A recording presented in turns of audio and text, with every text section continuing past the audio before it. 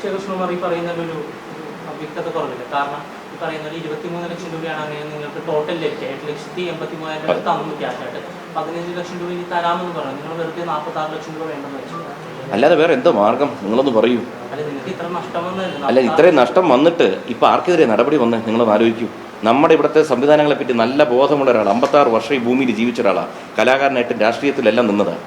നിങ്ങൾക്ക് ആർക്കെങ്കിലും പണം പോയിട്ട് നമ്മൾ എന്താ ഇന്നത്തെ കാലത്ത് നോക്കുന്നത്? പണം കിട്ടണമെങ്കിലുണ്ടല്ലോ 10-20 വർഷം പോകും. നമ്മുടെ ആയുസ്സോടെ ജീവനോട് പോലും ഭൂമി കാണത്തില്ല. ഇതൊക്കെ നമ്മുടെ അനുഭവത്തിൽ വന്നു കഴിഞ്ഞു. ഈ ഗർഭിണിയായിട്ടിരിക്കുന്ന കുട്ടി കേസൊന്നും ഒഴിവാക്കി. ഇനിയിപ്പോ തീർച്ചയായിട്ടും ഞങ്ങൾ പരാതിപ്പെട്ടിട്ടില്ല സഹോദരൻ. അതാണ് അവിടുത്തെ പ്രശ്നം. അതായത് ഈ സംസാരം നടക്കുന്നത് പൂർണ്ണമായും ഈ ഒരു പോലീസിന്റെയോ മറ്റെന്തെങ്കിലും നിയമ സംവിധാനത്തിന്റെയോ പിന്തുണയോടെ അല്ല. പകരം നിങ്ങൾ തമ്മിലുള്ളൊരു ചർച്ച നടക്കുന്നു, അതിൽ സെറ്റ് ചെയ്യും. അപ്പോൾ അവർ പൊക്കോട്ടെ, പ്രശ്നമില്ല, അവരുടെ ഭാവി നശിപ്പിക്കേണ്ട, ഇനിയൊരു പ്രശ്നത്തിലില്ല എന്ന് മാത്രം കരുതി 46 ലക്ഷം രൂപ വേണ്ടെന്ന് വെച്ചു എന്നാണ് സംശയം. 46 ലക്ഷം ഇത് കണക്ക് പ്രകാരമാണ് ഈ 69. ഇനി അടുത്ത വിന വരാൻ പോകുന്നുണ്ട്. പക്ഷെ നമുക്കതിന് തെളിവില്ലാത്തതുകൊണ്ടാണ് ഈ ആരോപണം ഉന്നയിക്കാത്തത്. സ്റ്റോക്ക് മിസ്സിങ്, ക്യാഷ് പോയിരിക്കുന്നത്, ഇതൊക്കെ നമുക്കറിയാം. പക്ഷെ നമ്മളൊരു കാര്യം പറയുമ്പോൾ തെളിവില്ലാതെ സംസാരിച്ച് കഴിഞ്ഞാൽ ചാനലിൻ്റെ മുമ്പിൽ ഒന്ന് എനിക്ക് എന്ത് വേണോ പറയാം. പക്ഷെ നാളെ കോടതിയിലോട്ട് പോകുമ്പോൾ ശാസ്ത്രീയമായ തെളിവില്ല, അവിടെ നിൽക്കത്തില്ല. അവിടെ ഈ ആരോപണം ഉന്നയിക്കാൻ വളരെ ഈസിയാണ്. നിങ്ങളതിനെ ആലോചിക്കുക. ഇന്ന് കേരളത്തിൽ ഇന്നലെ നിങ്ങൾ ഈ മാധ്യമം റിപ്പോർട്ട് ചെയ്ത ഓരോരുത്തരും നിങ്ങളിൻ്റെ താഴെ പോയി, നമ്മളെല്ലാം കമൻസ് വായിക്കുന്ന സ്വഭാവമാണ്, വായിച്ചു നോക്കൂ. ജനങ്ങൾക്ക് ബോധ്യപ്പെട്ട് കഴിഞ്ഞു. കാരണം കേസ് കൊടുക്കുന്ന ഞങ്ങൾ, കൗണ്ടർ കോസ് കേസ് കൊടുത്തവരുടെ ഇത് വെച്ച് അന്വേഷിച്ച് ഞങ്ങൾക്കെതിരെ നടപടി എടുക്കുന്നു. അവർക്കെതിരെ ഇതുവരെ നടപടി തുടങ്ങിയിട്ടില്ല. ചീറ്റിംഗ് കേസാണ്, റിമാൻഡിലാവേണ്ട കാര്യമാണ്. അപ്പോൾ നിങ്ങളൊന്ന് ആലോചിക്കൂ. അതുകൊണ്ട് പണം പോകുമ്പോൾ സ്വാഭാവികമായിട്ടും നമ്മളിൽ ഓരോരുത്തരും ഇന്നീ കാണുന്ന പോലെയല്ല പെരുമാറുന്നത്. നമ്മുടെ സ്റ്റാഫ് പണം എടുത്തിട്ടുണ്ടെങ്കിൽ നമ്മൾ സ്റ്റാഫിനോട് ചോദിക്കുക തന്നെ ചെയ്യും. ഒരു കാര്യമില്ല, ഞങ്ങളുടെ ജീവിതത്തിൽ കണ്ടിട്ടില്ല.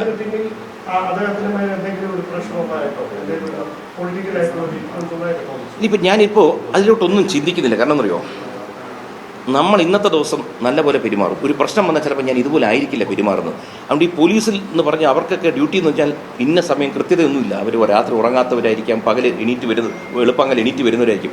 അതുകൊണ്ട് എനിക്കിനി ഒരിക്കലും ഈ പറഞ്ഞിട്ടുണ്ടെങ്കിൽ തന്നെ പോലീസ് സേനയ്ക്ക് ഒരിക്കലും ഞാൻ തിരിഞ്ഞു പറയാറില്ല.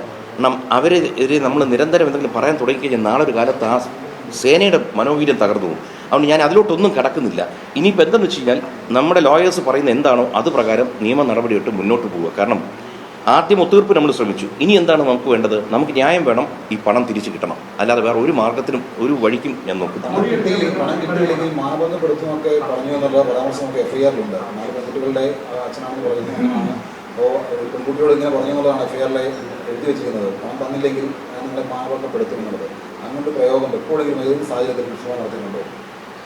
നിങ്ങളൊരു കാര്യം ആലോചിക്കുക. ഞാൻ സിനിമയിൽ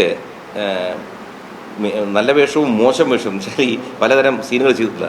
നിങ്ങൾ എവിടെയെങ്കിലും ഒന്ന് ആലോചിച്ച് നോക്കൂ. എന്നെപ്പറ്റി ഇവിടെ പല ആരോപണങ്ങളും ഈ അടുത്ത കാലത്തൊക്കെ വന്നല്ലോ. ഏതെങ്കിലും സ്ത്രീ എനിക്കെതിരെ എവിടെയെങ്കിലും അവരെ വാക്കില്ലാതെ നോക്കുകയോ അവരോട് വാക്കില്ലാതെ സംസാരിക്കുകയോ തൊടുകയോ ചെയ്യുന്ന എവിടെയെങ്കിലും ഒരു പരാതി വന്നാൽ നിങ്ങൾക്ക് പറയാമോ? ഈ 56 വർഷത്തിൽ ഞാൻ പറഞ്ഞു, ഞാൻ വലിയ സൂപ്പർ സ്റ്റാർ ഒന്നും അല്ല. പല സെറ്റുകളിലും വെറുതെ ഇരിപ്പാ, പല ദിവസങ്ങളും ഷൂട്ടിംഗ് ഇല്ലാത്ത. ആ ദിവസങ്ങളിൽ പോലും എനിക്കെതിരെ എന്തെങ്കിലും നിങ്ങൾ പറയൂ. അതുകൊണ്ട് ഈ ആരോപണങ്ങളും FIR-ഉം ഒക്കെ ക്വാഷ് ചെയ്യാനും നമുക്ക് ഇവിടെ കോടതികളുണ്ട്. നമുക്കത് മുന്നോട്ട് പോകാൻ പറ്റും. തെളിവില്ലാത്ത കാര്യങ്ങൾ ഞാൻ പറഞ്ഞല്ലോ. ഇന്ന് സമൂഹത്തിൽ തിരിച്ചറിവുള്ളവർക്കെതിരെ എന്തും ആരോപിക്കാം.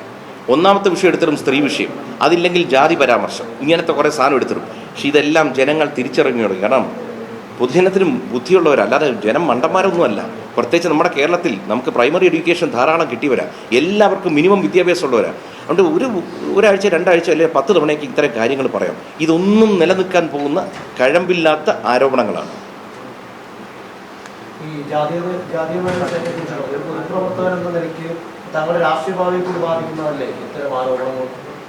അല്ല, നമുക്ക് ബാധിക്കാനുള്ളത് വരിക എന്ന് ചെയ്യും, നമുക്ക് തടയാൻ പറ്റില്ല. പക്ഷെ അതുകൊണ്ടാണ് ഞാൻ നിങ്ങളോട് നന്ദി പറയാൻ കാരണം വെച്ച് കഴിഞ്ഞാൽ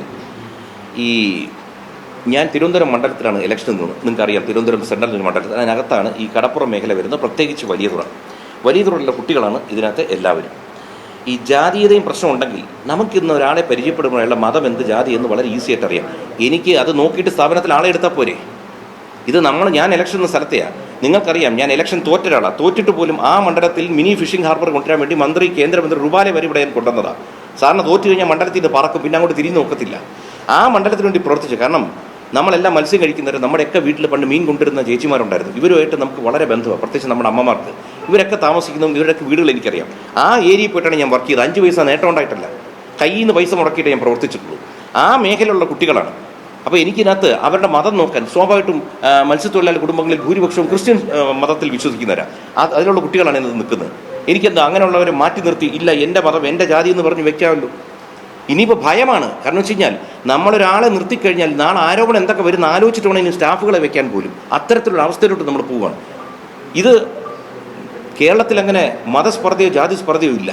ഇത്തരം ക്രിമിനൽ പ്രവൃത്തിയിൽ നിൽക്കുന്നവർ പറഞ്ഞു പ്രചരിപ്പിക്കും. അതാണ് ഇവിടുത്തെ അപകടം. അത് നമ്മളിത് തിരുത്തേണ്ട സമയം കഴിഞ്ഞു. കാരണം ഒരു കള്ളത്തരം പിടിക്കപ്പെട്ടാൽ പിന്നെ പൊതുസമൂഹത്തിൽ ഒരാളെ നാറ്റിക്കാനായി ചെളിവാരി എറിയാനായിട്ട് എന്തൊക്കെ പ്രയോഗിക്കാമോ അതിലൊന്നാണ് ഈ സ്ത്രീ വിഷയം, 2 ജാതി പ്രശ്നം.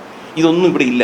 എൻ്റെ മക്കൾ കഴിഞ്ഞ ദിവസം പറഞ്ഞ പോലെ ഞങ്ങളുടെ വീട്ടിൽ ആരേത് ജാതി എന്ന് അറിയാത്ത രീതിയിലാണ് കല്യാണം കഴിച്ചിരിക്കുന്നത്. ഇനി എൻ്റെ മക്കൾ കല്യാണം കഴിക്കാൻ പോകുന്നവരൊക്കെ ഇനി മറ്റ് മതത്തിൽ നിന്ന് പോലും വരുന്നുണ്ട്. അതുകൊണ്ട് ഈ ജാതിയും മതവും നമ്മൾ സംസാരിക്കാതിരിക്കുക. ഇത്തരം കേസുകൾ ആദ്യമേ നമ്മൾ കട്ട് ചെയ്ത് വിടുക. നമ്മൾ എടുക്കരുത് ഇത്തരം വാർത്തകൾ ദയവ് ചെയ്ത്. മകളുടെ ടാക്സും മറ്റു കാര്യങ്ങളെല്ലാം ബിസിനസ്സുമായി ബന്ധപ്പെട്ടെല്ലാം കൃത്യമായി മുന്നോട്ട് പോയിട്ടുണ്ട്, അങ്ങനെയല്ലേ? എല്ലാം ഞങ്ങളെ സംബന്ധിച്ചുള്ള ടാക്സ് അപ്ഡേറ്റഡ്. ഞങ്ങൾക്ക് യാതൊരു ബുദ്ധിമുട്ടില്ല. ഓഡിറ്റേഴ്സ് ഉണ്ട്, അവർ ടാക്സ് അടയ്ക്കുന്നു. എല്ലാ രേഖകളും ഞങ്ങളുടെ ഉണ്ട്. ഇതിൽ ഈ വിഷയം ഉണ്ടായതിനു ശേഷം എന്തൊക്കെ ഇടപെടാണ് പോലീസിന്റെ ഭാഗത്തുനിന്നുണ്ടായത്? നമ്മൾ ആദ്യം പരാതി കൊടുത്തു എന്ന് പറയുന്നു, കൗണ്ടർ കേസിൽ കൂടുതൽ നടപടികൾ ഉണ്ടാകും. നമ്മുടെ ഭാഗത്ത് നിന്ന് എന്തെങ്കിലും മൊഴിയെടുപ്പോ അല്ലെങ്കിൽ രേഖകൾ വാങ്ങുകയോ CCTV ദൃശ്യങ്ങൾ ശേഖരിക്കുകയോ എന്തെങ്കിലും ഇടപെടൽ പോലീസിന്റെ ഭാഗത്തു നിന്നുണ്ടായിരുന്നു? എന്നെ മൊഴിയെടുക്കാനായിട്ട് വിളിപ്പിച്ചു ഇവരുടെ പരാതിയിൽ. അങ്ങനെ ഞാൻ അവിടെ പോയി മൊഴി കൊടുത്തു. മൊഴി കൊടുത്തതിന് ശേഷം സ്വാഭാവികമായിട്ടും ഇവിടെ പോലീസ് വന്നിരുന്നു. ഇവിടെ CCTV ഇല്ലാത്തതുകൊണ്ട് അടുത്ത വീടുകളിൽ നിന്നെല്ലാം കളക്ട് ചെയ്തിട്ടുണ്ട്. പിന്നെ മകളുടെ 2 സ്ഥാപനത്തിൽ ചെന്നു, പിന്നെ ഫ്ലാറ്റിൻ്റെ അവിടെ ചെന്നു. എല്ലായിടത്തെ തെളിവുകളും അവർ ശേഖരിക്കണം. അതുകൊണ്ട് അതാണ് എനിക്കറിയാവുന്ന നടപടി വന്നിരിക്കുന്നത്. അതിന് ശേഷമാണ് ഇപ്പോൾ ഈ കേൾക്കാൻ കഴിഞ്ഞത്. ഇതുവരെ ഈ വകുപ്പുകളിട്ടതോ എനിക്കെതിരെ ഇങ്ങനെ നോൺ ബെയിലബിൾ വാറണ്ട് ഉണ്ടെന്നോ ഒന്നും ഞാൻ അറിഞ്ഞിട്ടില്ല. ഇന്നലെ ചാനലിൽ വന്നു. അതിനുശേഷം നിങ്ങൾ വന്നപ്പോഴാണ് നിങ്ങൾക്ക് ഈ വാർത്ത കിട്ടിയെന്ന് അറിഞ്ഞത്. അങ്ങനെയാണ് ഞാൻ അറിയുന്നത് പോലും എനിക്കെതിരുടെ FIRൻ്റെ ഡീറ്റെയിൽ എന്താണെന്ന്. ഇതുവരെ നമ്മളൊന്നും കണ്ടില്ല. നിങ്ങൾക്ക് തന്നെ അറിയാമല്ലോ, സ്വാഭാവികമായിട്ടും ഞാൻ ഇതേ രംഗത്തുനിന്ന് വന്ന ഒരാളാണ്. അതുകൊണ്ട് എനിക്കറിയാം നിങ്ങൾക്ക് ഇതിനേക്കാൾ കൂടുതൽ വാർത്തകൾ അറിയാൻ പറ്റും ഞാൻ അറിയുന്നതിനേക്കാൾ.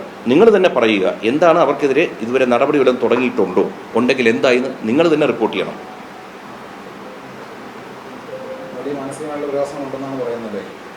അല്ല, മാനസികമായിട്ട് പ്രയാസം വന്നാലും നമ്മുടെ മക്കളല്ല, നമ്മുടെ കുടുംബത്തിനെതിരെ ഇങ്ങനൊരു വരുമ്പോഴത്തേക്ക് എവിടെയും മാറി നിന്നിട്ടോ ഒളിച്ചോടിയിട്ടോ കാര്യമില്ല. നമ്മൾ അവരുടെ കൂടെ നിന്നില്ലെങ്കിൽ ഈ വിശ്വാസം തകർന്നു പോകും. കാരണം ഞാൻ വീണ്ടും പറയുകയാണ്, ഇപ്പോൾ ഇതിനകത്ത് തന്നെ ഈ ഭീഷണിപ്പെടുത്തി എന്താണ് ഭീഷണിപ്പെടുത്തിയെന്ന് പലരും ചോദിക്കുന്നു. നിങ്ങളൊന്ന് ആലോചിക്കുക, സ്ത്രീയോ പുരുഷനോട്ടെ, പ്രത്യേകിച്ച് അതിൽ സ്ത്രീകളെ രാത്രി ഒരു 10-11 മണിക്ക് ഒരാൾ വിളിച്ചിട്ട് ചീത്ത പോലും പറയണ്ട, പരാതിയിൽ നിന്ന് മാറിയില്ലെങ്കിൽ കാണാം, ഇത്തരം ഭാഷകൾ മാത്രം. ഇത് തന്നെ വലിയൊരു ഭീഷണിയല്ലേ? നിങ്ങൾ ആലോചിക്കൂ. അത് ഗർഭിണിയായിട്ടിരിക്കുന്ന സ്ത്രീ. ഇപ്പോൾ എൻ്റെ മകളങ്ങനെ ബോധം കിട്ടി വീഴുന്നുണ്ട്. പക്ഷേ ഇന്നലെ സ്വാഭാവികമായിട്ടും അവൾക്കുണ്ടായ മാനസിക പ്രശ്നം ഹോസ്പിറ്റലിൽ കൊണ്ട് ഇന്ന് എന്തുകൊണ്ട് റെസ്റ്റ് എടുക്കാൻ ഡോക്ടർ പറയുന്നു? നിങ്ങൾക്ക് ഊഹിക്കാം. 8-9 മാസം ഗർഭിണിയായിട്ടിരിക്കുന്ന സ്ത്രീക്ക് ഉണ്ടാകുന്ന മാനസിക ബുദ്ധിമുട്ട് നിങ്ങൾക്കറിയാം. പണം പോയത് ഒരു സൈഡിൽ, ഇനി ഈ കടങ്ങൾ എങ്ങനെ വീട്ടും? 2-3 സ്ഥാപനം ഇനി തുടങ്ങിയെടുക്കണം വീണ്ടും. കാരണം സ്റ്റോർ വരെ പൂട്ടേണ്ടി വന്നു. എന്നിട്ട് പുതിയ സ്റ്റാഫിനെ വെച്ച് ആരംഭിക്കുന്നു. എന്നിട്ട് ഇവർക്കെതിരെ ആരോപണവും കേസും, ഇവർക്കെതിരെ ജാമ്യമില്ലാ വകുപ്പും. നിങ്ങളൊന്ന് ആലോചിക്കുക, നിങ്ങളുടെ വീട്ടിലെ സ്ത്രീകൾക്കെതിരെ തെറ്റ് ചെയ്യാത്തവർ, നമ്മുടെ ഭാഗത്ത് ശരിയുണ്ടായിട്ട് ഇത്തരം നടപടികൾ നിങ്ങളുടെ വീട്ടിൽ വരുമ്പോൾ നിങ്ങൾ അന്ന് ആലോചിക്കും ഈ പിതാവിൻ്റെ വേദന എന്താണ്.